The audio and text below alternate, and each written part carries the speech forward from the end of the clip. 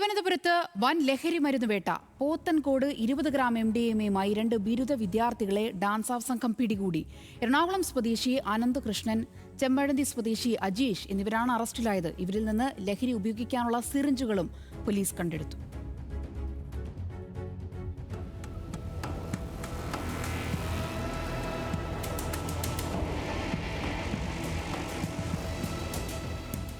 പോത്തൻകോട് കൊയ്ത്തൂർ കോണം മണ്ണറയിൽ നിന്നാണ് ബിരുദ വിദ്യാർത്ഥികളായ രണ്ടുപേരെ ലഹരിമരുന്നുമായി ഡാൻസ് ഓഫ് സംഘം പിടികൂടിയത്.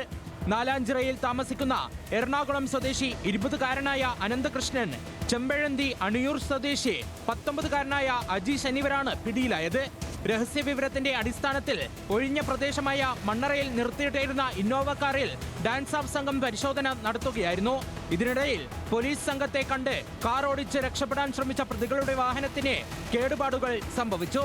തുടർന്ന് നടത്തിയ വിശദമായ പരിശോധനയിലാണ് കാറിനുള്ളിൽ നിന്ന് 20 ഗ്രാം MDMA-യും ലഹരി ഉപയോഗിക്കാൻ സൂക്ഷിച്ചിരുന്ന സിറഞ്ചുകളും കണ്ടെടുത്തത്.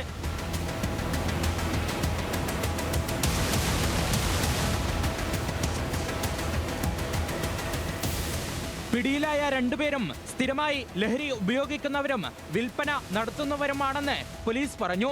അതേസമയം റെയ്ഡിനിടെ ഓടി രക്ഷപ്പെട്ട ലഹരി ഇടപാടിലെ പ്രധാനിക്കായുള്ള തെരച്ചിൽ പോലീസ് ശക്തമാക്കിയിരിക്കുകയാണ്.